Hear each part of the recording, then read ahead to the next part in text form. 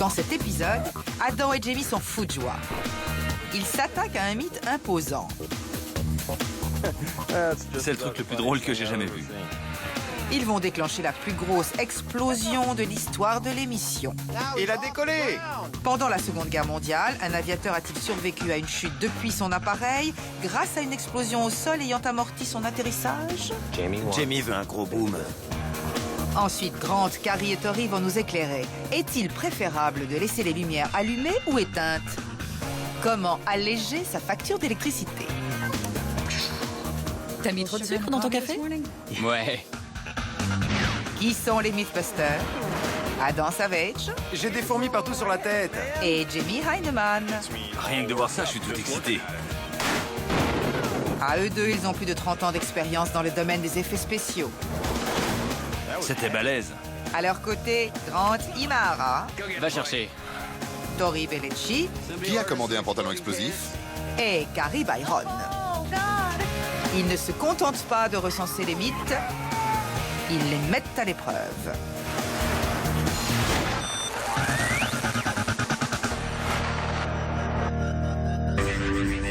Une explosion peut-elle sauver quelqu'un d'une chute de 6700 mètres? Les autorités locales sont d'accord, la carrière est d'accord, la police et les artificiers aussi. On fait péter ce truc? Non. D'abord, il faut qu'on dise de quoi il s'agit, comme d'habitude. C'est un téléspectateur qui nous a envoyé une histoire qu'il a lue dans un almanach qui traînait chez lui. Pendant la Seconde Guerre mondiale, un mitrailleur est tombé de son avion sans parachute.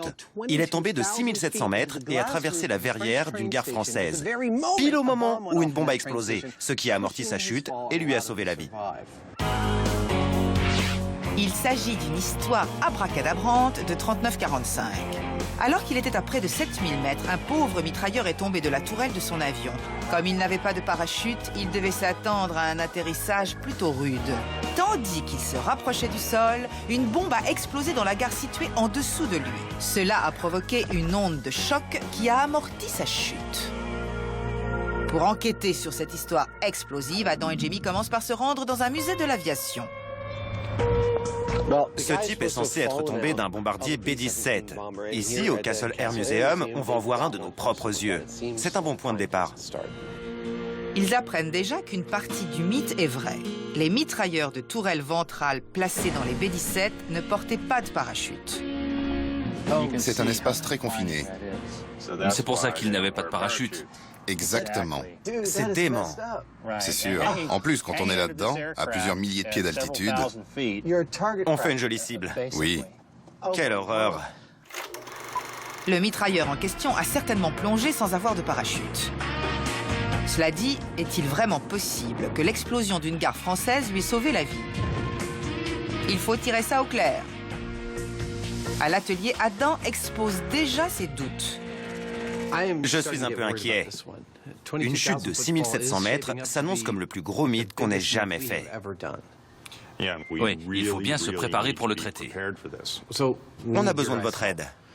Nous, on va se concentrer sur l'expérience à taille réelle. Et vous, vous allez faire les tests à échelle réduite. Ok, on fait quoi? Vous allez commencer par prendre des airbags. Je pense que c'est le truc qui ressemble le plus. C'est facile à obtenir et à manipuler, et ça nous permettra de savoir si une explosion peut ralentir un objet qui se dirige vers elle. Ça va être cool. Pour la première expérience, Carrie et Tori vont voir si la chute d'un objet de plomb peut être amortie par la charge explosive d'un airbag. J'ai mis en place un mécanisme tout simple, un système de décrochage rapide et une corde. J'ai un point en plomb avec des indicateurs Shockwatch qui vont jusqu'à 100 G. Je vais faire un petit test pour voir la violence d'une chute. Voilà comment ça fonctionne. Il y a un petit tube de verre ici, qui contient un autre tube de verre rempli de colorant rouge. C'est calibré pour que le tube se casse quand l'indicateur atteint une certaine décélération. Du coup, le tube extérieur se colore en rouge. S'il y a du rouge, c'est qu'on a dépassé la quantité de G indiquée sur l'autocollant. Ça, c'est en théorie. Mais avant d'utiliser des explosifs, Carrie doit d'abord calibrer les fameux autocollants. Pour cela, il suffit d'une chute toute simple. 3, 2, 1... Voyons ce que ça donne. Il y en a 2 de cassés. C'est tout? Oui. Ça fait entre 75 et 100 G. Sans explosion, les autocollants à 50 et 75 G se sont activés. Cependant, est-ce que la détonation d'un airbag ralentira suffisamment la boule pour que ses indicateurs restent intacts? Pour le savoir, Tori commence par isoler la charge pyrotechnique de l'airbag. Tiens, il y a une pièce. Quoi? Ils ont dû la placer là par superstition. Ensuite, notre duo de choc la place dans une maison miniature pour représenter la gare évoquée dans le mythe. On a enlevé la charge explosive de l'airbag et on l'a placée à l'intérieur de cette petite bicoque. J'espère seulement que Tori sera précis. Il est censé actionner la charge à l'instant exact où je tirerai la corde. À partir de là, tout se passera comme prévu et on saura que ce mythe est concevable. Quand c'est présenté de façon aussi idyllique, on se doute que ça va rater. Comment on chronomètre? Je vais bien regarder la chute de la boule et je vais actionner l'airbag au moment qui me semblera opportun. Si on veut que ça marche un temps soit peu, il faut que ce soit réglé comme du papier à musique. C'est pour ça que je fais ça au jugé. C'est capital. Avec un plan aussi précis que celui-ci, c'est certain que tout va bien se passer. 3, 2, 1... Qu'est-ce que ça veut dire? C'est trop sensible. Elle est tombée après 3. Mais non! Sabotage. Carrie a laissé tomber la boule. Allez, on recommence. 3, 2, 1... Il y a eu un décalage. Cette fois, c'est la faute de Tori. 3, 2, 1... Le troisième essai n'est pas plus concluant. 3, 2, 1... Ça, c'est pas déclenché. Après la 4e tentative infructueuse, il paraît préférable de changer de tactique.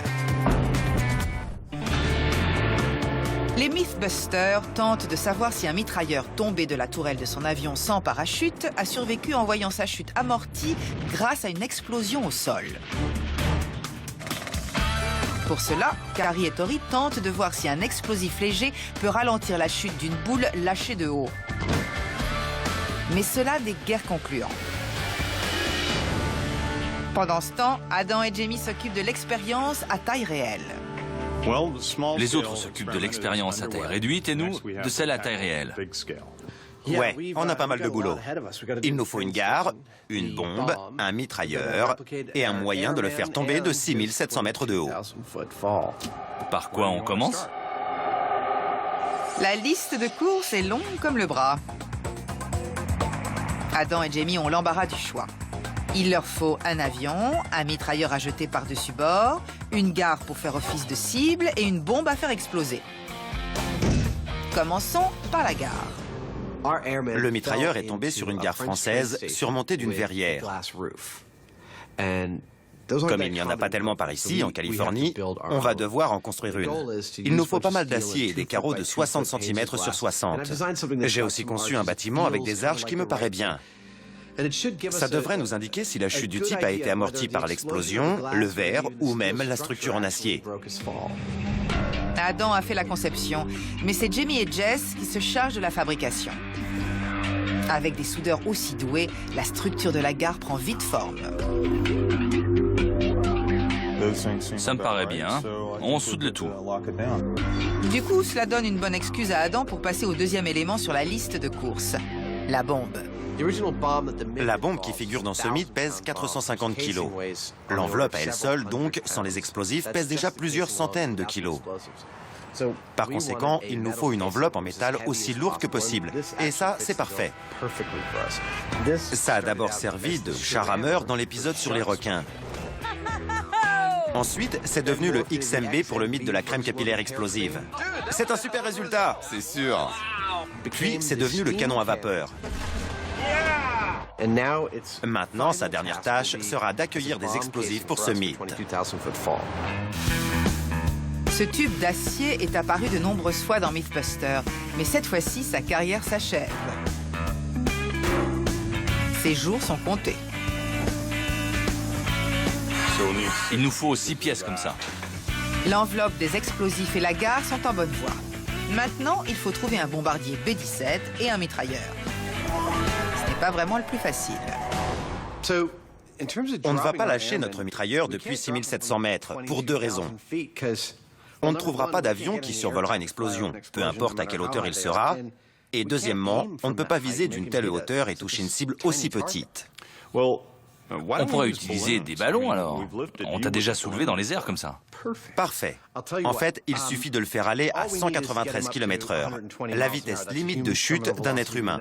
On a déjà vu ça 15 000 fois dans tous les mythes où il y a un mec qui tombe. Je vais calculer de quelle hauteur il faut balancer notre bonhomme pour qu'il atteigne 193 km/h. Et on fera monter les ballons à cette altitude. La donnée importante ici est la vitesse limite de chute, la vitesse maximale à laquelle un objet peut tomber.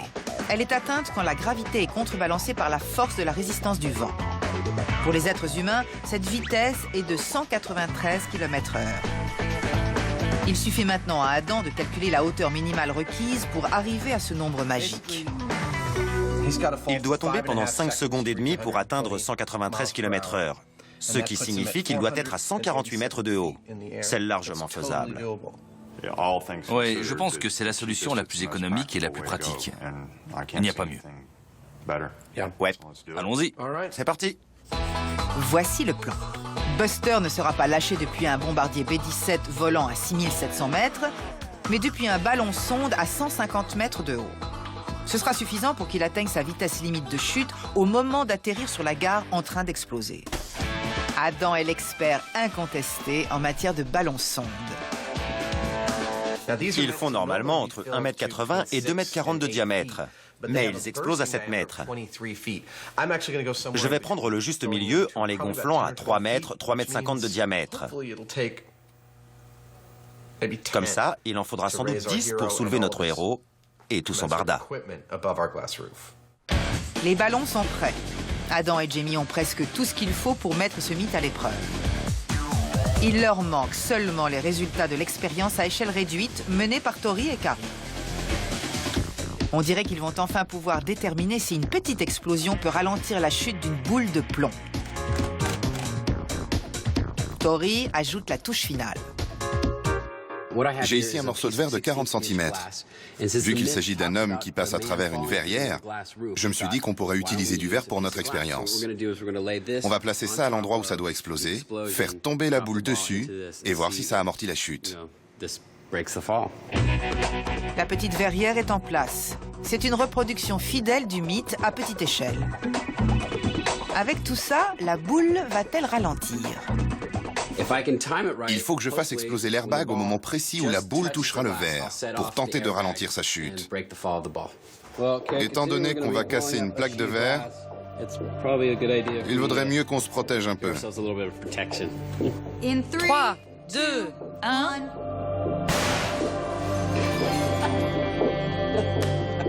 Ça a bien pété. Il y a eu une explosion ? Oui, une bonne explosion. L'airbag a enfin explosé pile au bon moment. L'explosion a eu lieu quelques instants avant que la boule ne touche le verre, projetant des éclats à plusieurs dizaines de centimètres à la ronde. Je pense que ça fait plus de mal que de bien. Ça a arraché tous les indicateurs de la boule. L'explosion plus le verre, ça ne me semble pas un très bon cocktail. Comme les indicateurs Shockwatch sont tombés, il est impossible de déterminer si la boule a ralenti. Pour le savoir, il va falloir la faire tomber encore une fois sur une plaque de verre. Mais cette fois-ci, il n'y aura pas d'explosion. En comparant les images au ralenti des deux expériences, on saura si la boule est tombée à la même vitesse ou non. On va refaire tomber la boule sur la plaque de verre, mais sans explosion. On verra si la boule tombe moins vite ou pas. 3, 2, 1... Cool! Les autocollants sont toujours là. On dirait une explosion dans une usine de lustre. La boule est-elle allée moins vite cette fois-ci ? Si on met les deux films côte à côte, on constate bien que l'explosion n'a pas changé grand-chose. La boule est tombée de façon identique dans les deux cas. Carrie en est amenée à tirer une première conclusion. D'après les expériences que nous venons de faire, Cette histoire de mitrailleur qui tombe de 7000 mètres passe à travers la verrière d'une gare au moment où elle explose et survit, pour moi, c'est franchement bidon. Si je devais passer à travers une verrière, je n'aurais pas envie qu'une bombe explose en dessous de moi. On va quand même devoir tester ça à échelle réelle. D'après les informations que nous avons, ce type a bel et bien survécu. C'est attesté. Impossible de savoir comment. Peut-être qu'il y a quelque chose qui nous a échappé lors des tests à échelle réduite et qu'on verra plus tard. Il faut reproduire ça à échelle réelle. C'est clair. Je vous souhaite bonne chance, franchement.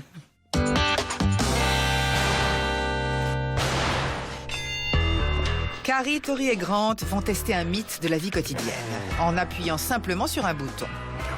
Fait-on vraiment des économies d'énergie sur sa facture d'électricité en laissant les lumières allumées, plutôt qu'en les allumant et les éteignant quand on en a besoin? C'est un mythe qui peut semer la discorde dans un foyer. Prenons notre petite famille, par exemple. Vous avez remarqué que Jamie suit les gens à la trace dans l'atelier et éteint les lumières les unes après les autres, rien que pour économiser de l'énergie?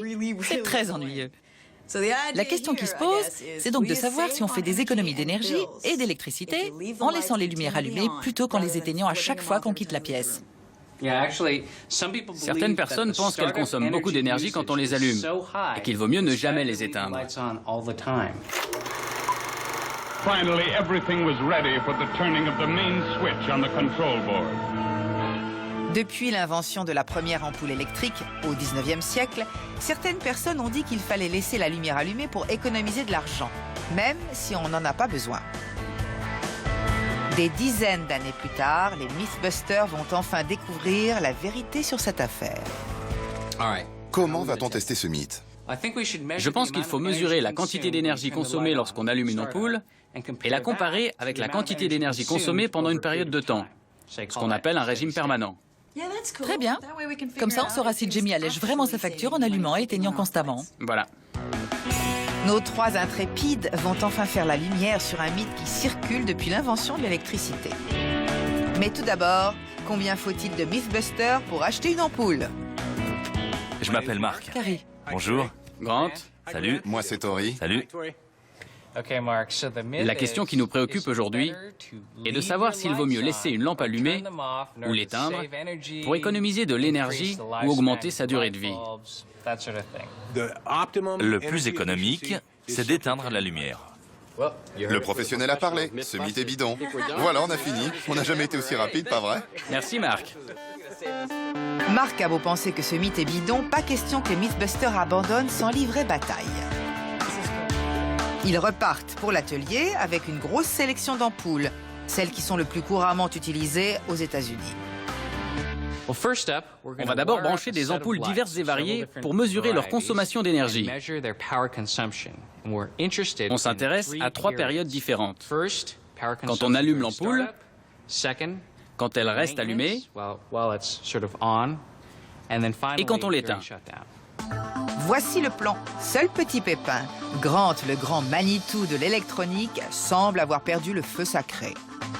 On raconte que j'en ai un peu marre de m'occuper des histoires liées à l'électronique. Peut-être qu'il est temps que je transmette mon savoir à un disciple. Une personne qui pourrait me remplacer le jour venu. Je crois que Carrie aurait envie de faire ça. Carrie meurt d'envie de devenir l'apprenti de Grant. Première leçon, apprendre à brancher des fils. Le fil chaud est à 120 volts au-dessus du sol. Il peut tuer quelqu'un, donc ne le touche pas. Risque d'explosion, de liquéfaction, de mort. Super. J'ai vécu dans l'univers le plus périlleux qui soit. Carrie est au courant des dangers.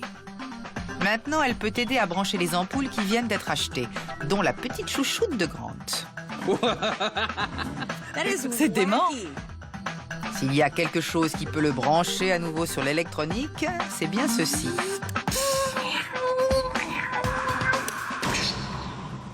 T'as mis trop de sucre dans ton café? Oui, j'adore l'électronique.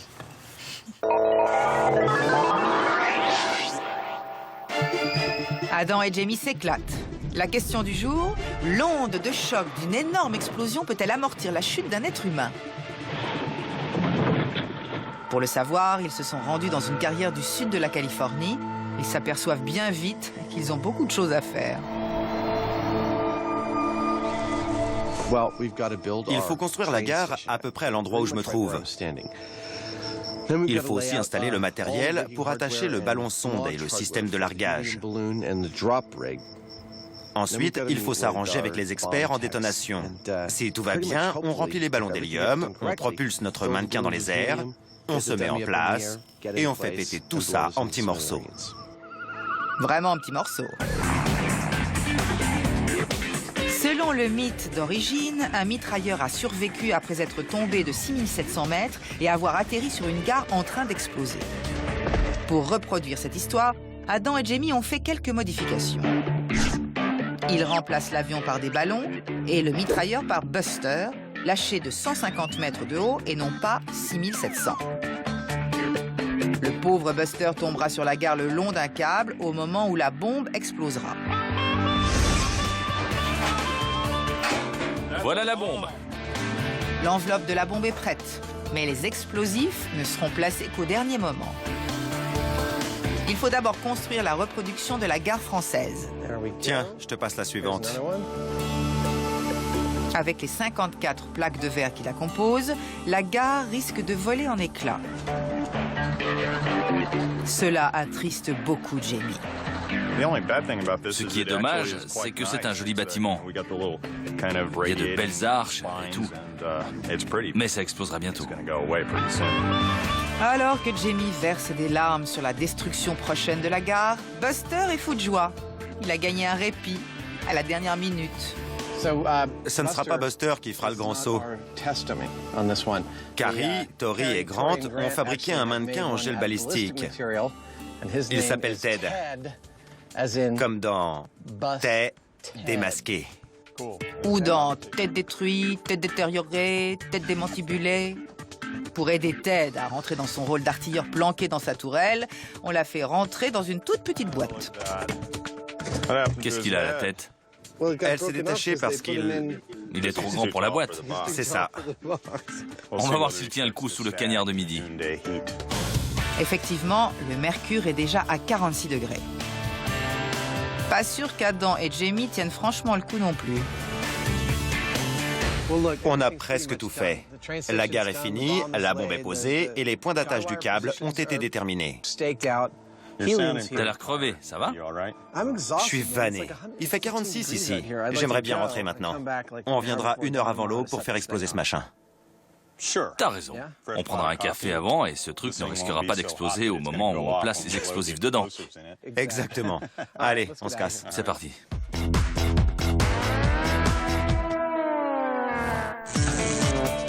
Grant, Carrie et Tori vont faire toute la lumière sur un mythe qui divise les foyers depuis des décennies. Pour économiser de l'argent, est-ce qu'il vaut mieux laisser les lumières allumées plutôt que de les éteindre et de les rallumer sans cesse? Les partisans de cette théorie disent que l'énergie demandée pour l'allumage des ampoules est si importante qu'il vaut mieux les allumer une fois pour toutes et ne jamais les éteindre. Pour connaître la part de vrai, nos enquêteurs ont fait un circuit contenant les ampoules les plus couramment utilisées dans les foyers américains. On arrive à l'étape la plus sérieuse. On va mesurer l'énergie consommée par chacune de ces ampoules au moment où on les allume, quand elles restent allumées et quand on les éteint. Première étape, déterminer l'énergie consommée par chacune des ampoules lorsqu'elles restent allumées pendant 1 heure. Pour ne pas laisser passer l'heure fatidique, Grant a même fabriqué une alarme. Ok, 60 minutes, ça va compter jusque-là, et cette cloche va sonner. Il faudra qu'on vienne ici en courant, qu'on note les données et qu'on prépare l'ampoule suivante. D'abord, l'ampoule la plus courante de toutes, l'ampoule fluorescente compacte. Une heure plus tard, l'alarme se déclenche, mais qu'est-ce que ça a donné au niveau de l'ampoule? 0,1 kWh. Celle-ci? Oui, 0,1 kWh. Pardon, 0,01 kWh. D'accord. Une ampoule testée, encore 5. La suivante, une ampoule halogène. C'est parti. 60 minutes. C'est parti. À dans 1 heure. Les 5 tests suivants passent à la vitesse de la lumière. Les Mythbusters examinent les ampoules incandescentes, les tubes fluorescents, les LED, les halogènes et les lampes à halogénure métallique. Après une après-midi bien éclairée, ils ont toutes les données nécessaires. Génial. Sur une période d'1 heure, les 6 ampoules ont été étonnamment efficaces. Si la dépense d'énergie à l'allumage est aussi importante que le mythe le prétend, c'est peut-être mieux de laisser la lumière allumée. Avant de tester cela, Grant a un rêve d'enfant à réaliser. Il piaffe d'impatience. Ici, dans la caserne de Livermore, il y a une ampoule qui est allumée depuis 105 ans. Je crève d'envie de voir ça. Il n'y a que toi que ça peut exciter. Moi, j'arrive même pas à garder une ampoule allumée pendant 105 jours. Bonjour. Bonjour. Bonjour, je suis Grant. Bonjour, je suis le sergent Jeff Zolfarelli. Bienvenue dans notre caserne. Enchanté. Je m'appelle Carrie. Enchanté, Carrie. Il paraît que vous avez une ampoule qui est allumée depuis 105 ans. Ça fait même 106 ans maintenant. C'est tout à fait vrai. C'est celle-là? C'est elle. Elle n'a pas bougé d'un pouce. Magnifique. Elle a une webcam et un livre d'or, c'est ça? Oui, exactement. Une caméra à elle toute seule pour que vous soyez sûr qu'elle ne s'éteint pas? C'est formidable. Et je dois vous dire qu'elle est comme ça depuis 106 ans. Génial. C'est exceptionnel. Une vieille dame de 106 ans, fraîche comme au premier jour. Grant a percé son secret. Vous avez vu la taille de son filament? Même d'ici, on voit qu'il est énorme. C'est ce qu'on appelle un filament de carbone, alors que les nouvelles ampoules ont des filaments dans des métaux plus exotiques, comme le titane. Ce sont des filaments plus fins, qui éclairent plus et sont plus chauds. Ce filament est moins chaud. Grant et Carrie viennent de se forger de beaux souvenirs pour leurs vieux jours. Ils rentrent à l'atelier, prêts à en terminer avec ce mythe. Adam et Jamie ont construit une gare et une enveloppe pour explosifs. Ils s'apprêtent à plonger sur le mythe de la chute de 6700 mètres. Selon cette légende, pendant la Seconde Guerre mondiale, un mitrailleur serait tombé de son avion et aurait été sauvé par une explosion au sol qui aurait amorti sa chute. Pour savoir si cette histoire tient debout, les Mythbusters ont remplacé l'avion par des ballons gonflés à l'hélium et le mitrailleur par Ted, le mannequin en gel balistique. C'est bientôt l'aube. Nous allons remplir nos ballons avec suffisamment d'hélium pour élever notre artilleur jusqu'à 150 mètres de haut. On s'est levé très tôt pour éviter la chaleur et le vent qui se lèvent de très bonne heure.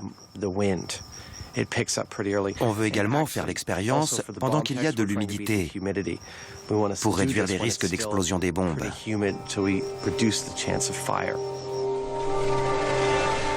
Adam et Jamie stressent déjà pas mal à cause de la pression dans les ballons.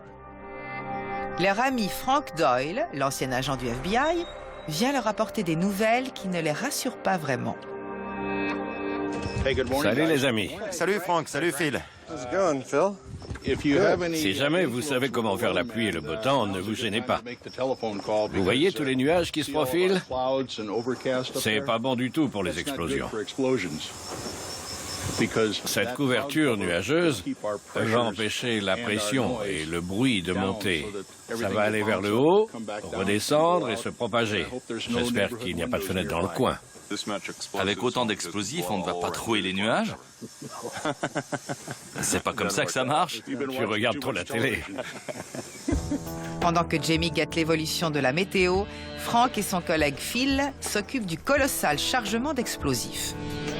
Dans une bombe de poudre de 450 kilos, il y a un peu plus de 225 kilos d'explosifs. Le reste, c'est le métal de l'enveloppe. Nous avons pris tout cela en compte minutieusement pour recréer la situation authentique décrite dans le mythe. C'est donc cette grande quantité d'explosifs qui garantit la véracité de la reconstitution. En matière d'explosion, où se situe celle-ci par rapport au carnage précédemment vu dans l'émission? On a attaqué un gros coffre-fort d'1,5 tonne. Magnifique! Pour le camion toupie, on a utilisé un autre type d'explosif. Et il explosait beaucoup plus lentement que celui-ci. 3 fois moins vite, pour être précis. Si l'explosion de la gare est plus rapide que celle-ci, qu'est-ce que ça va être? Ce sera la plus grosse explosion. Vous allez assister au plus gros boom de l'histoire de l'émission. Voilà, les ballons sont gonflés. Ted, le mitrailleur, va pouvoir démontrer qu'il est à la hauteur. Prêt, Ted? Après ta chute de 150 mètres, tu rentreras dans l'histoire. Pour élever Ted dans les airs, ils ont mis en place un ingénieux système de poulies qui devrait leur permettre de contrôler avec précision l'ascension des ballons et de Ted. Enfin, en théorie. Tenez bien les treuils, ça va tirer un peu. 3, 2, 1... Qu'est-ce qui se passe? Houston, on a un problème. Je l'ai perdu. Je l'ai perdu. La corde à laquelle Ted était fixé a brusquement cédé. Les ballons s'élèvent inexorablement alors que notre soldat reste au sol. Attention au câble. C'est fichu. La situation empire encore quand certains ballons éclatent. Comme Adam va bientôt l'apprendre, c'est une bien mauvaise nouvelle. Les câbles sont détendus? Oui. C'est foutu. On n'a plus assez de ballons. Zut. Avec 3 ballons en moins, il n'y a pas assez d'hélium pour soulever Ted. De plus, les pompiers disent qu'il fait maintenant trop chaud pour pouvoir faire exploser la bombe en toute sécurité. On remballe pour aujourd'hui. Tout s'est ligué contre nous aujourd'hui. Maintenant, c'est trop tard.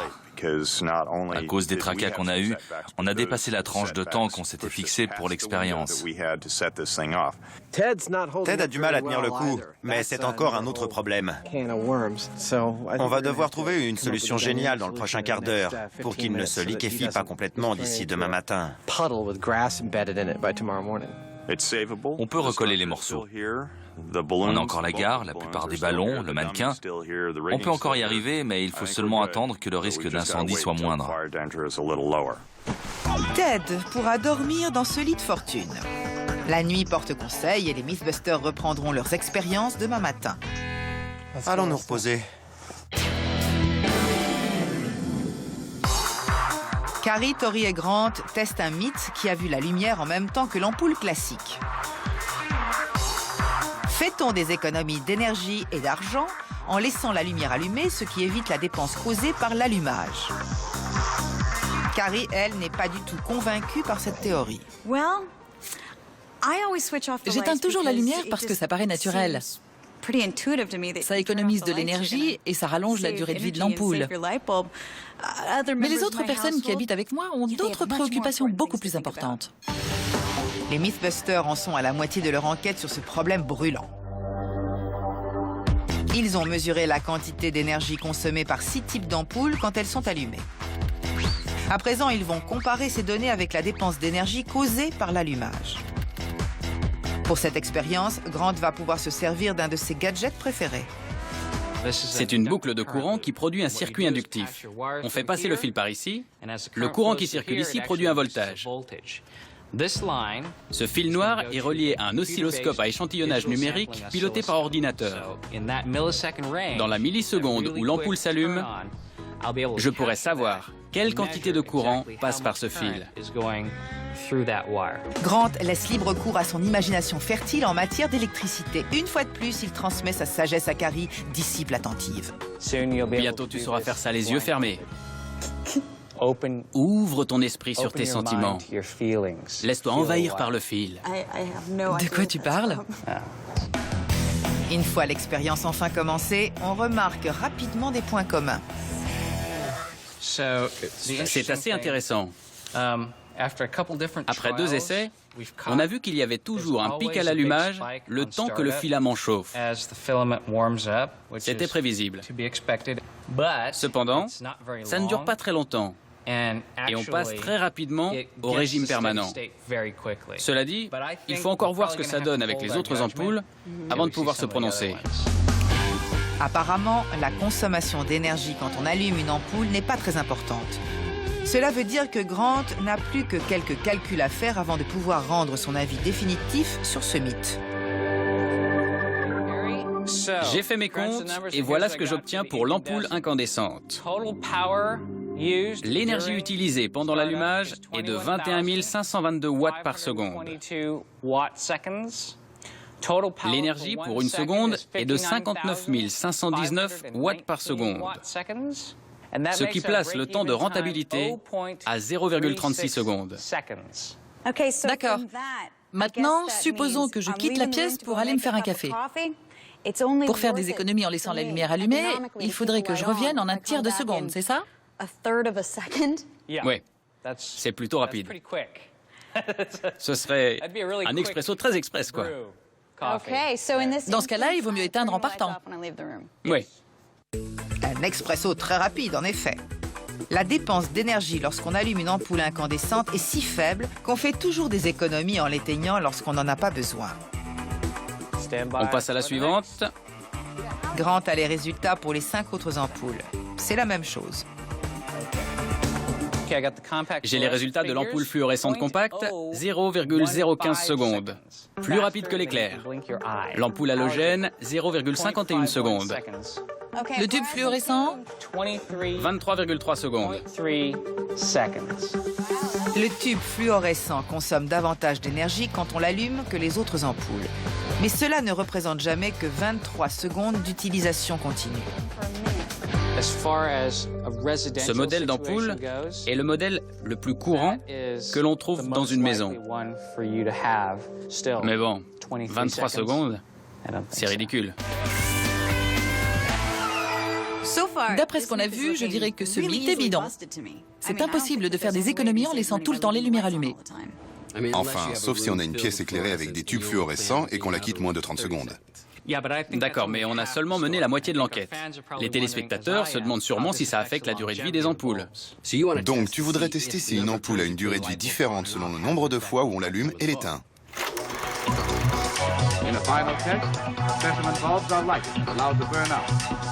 Avant d'arriver à leur brillante conclusion, les Mythbusters veulent savoir si les économies effectuées en éteignant la lumière ont une contrepartie. Des ampoules qu'il faut remplacer plus souvent. Pour déterminer s'il est mieux de laisser les lampes allumées, il ne faut pas seulement penser à la facture d'électricité, mais aussi à la durée de vie des ampoules. J'ai donc mis en place un minuteur et un relais. Je vais allumer et éteindre ce groupe de lampes à un intervalle de temps prédéterminé. On n'a qu'à dire 2 minutes, non? C'est ce qui est décidé. Grant a relié les ampoules à un minuteur qui va les allumer, puis les éteindre toutes les 2 minutes. Ensuite, on verra au bout de combien de temps elles lâchent. Les résultats arrivent après 6 semaines. Ça fait 1 mois et demi que nous avons lancé notre expérience avec un cycle de 2 minutes. La seule ampoule qui n'a pas claqué, c'est la LED. Qu'est-ce que ça représente par rapport à l'utilisation d'une ampoule ordinaire dans un foyer moyen? Après tout, on a allumé et éteint ces ampoules plus de 10 000 fois en l'espace d'un mois. Ça correspond à 5 années d'utilisation dans un foyer normal. Quand on allume une ampoule incandescente, ça consomme autant d'énergie que 0,36 secondes d'utilisation continue et ça ne s'use pas plus vite. Jimmy doit avoir raison. Il faut éteindre la lumière quand on quitte une pièce. Je pense que c'est bidon. C'est clairement bidon. Jamie a toujours raison. Ce mythe ne s'est pas montré très brillant. Il est bidon. Adam et Jamie se sont levés très tôt pour tester le mythe de la chute de 6700 mètres.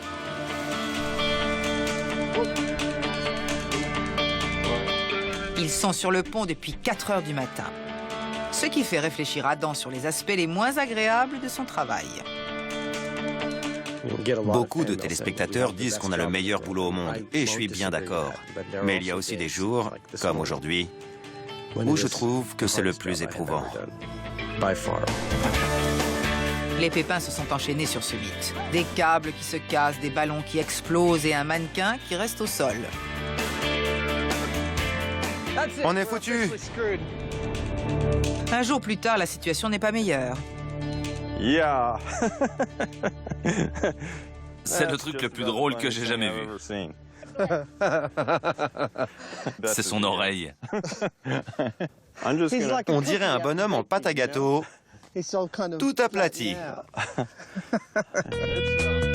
Il fait déjà si chaud que Ted est à plat. Et encore, s'il n'y avait que ça... Il fait plus de 37 degrés à l'ombre. On a 225 kilos d'explosifs militaires avec nous. Et si jamais ça pète alors qu'on est dans le coin, on sera réduit en fumée. Heureusement, Jamie a un plan en béton pour empêcher toute explosion prématurée. J'ai mis une couverture au-dessus. Une fois cette précaution prise, Jamie passe aux choses sérieuses. C'est parti. Le vent est assez faible, on peut y aller. C'est maintenant ou jamais. On va gonfler les ballons et amorcer le mouvement. On a eu toutes les tuiles possibles. On est puni par les cieux. J'ai 7 ballons et chacun pèse au minimum entre 9 et 11 kilos, ce qui fait au total environ 70 kilos. C'est suffisant pour soulever notre mitrailleur. Les artificiers vont ensuite venir ici et on va croiser les doigts. C'est parti. Ça soulève Ted. Il a décollé. Il a décollé. Ted, le valeureux mitrailleur, prend enfin son envol. Il s'élève lentement mais sûrement jusqu'à 150 mètres de haut. Il a un peu dévié de sa trajectoire, mais grâce au câble de guidage, il devrait tomber pile sur la gare. C'est le moment ou jamais d'aller se mettre à couvert. Notre petit gars est dans les airs. Les ballons se sont envolés et le câble est bien en place. Quand on appuiera sur ce détonateur, Ted tombera pendant environ 6 secondes. Ensuite, un deuxième détonateur fera exploser la bombe qui se trouve sous la gare. En principe, au moment précis où notre artilleur atteindra la verrière. Toute l'équipe s'est réfugiée à une bonne distance de la scène. On va enfin pouvoir mettre ce mythe à l'épreuve. Allez, tous ensemble. Jamie veut un gros boom. 5, 4, 3, 2, 1. Il tombe. Il se dirige vers la gare.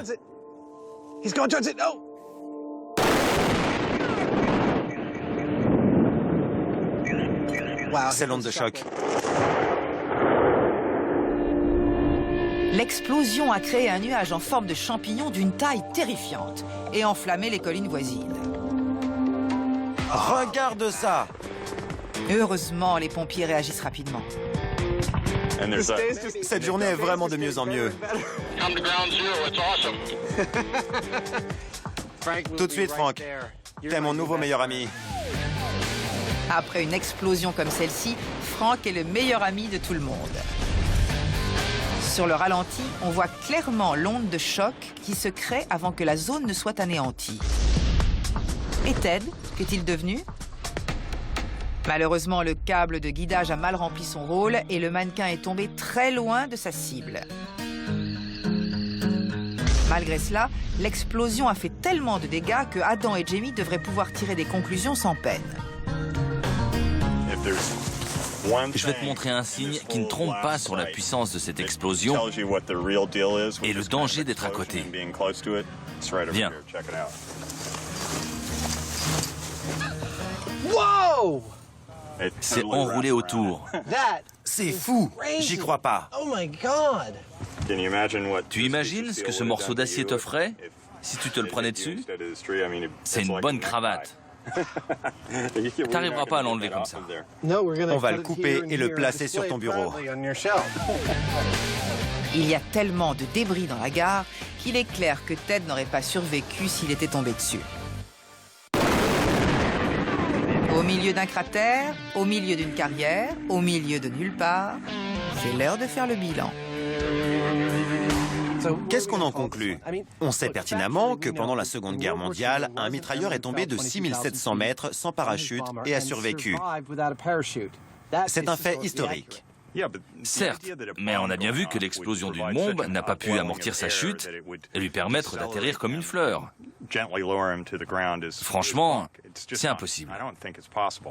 Qu'est-ce que t'en penses, Franck? Mon œil, ça s'est jamais passé. C'est bidon? Bidon. Ouais. Allez, on s'en va. Ça marche. Ce mythe est bidon.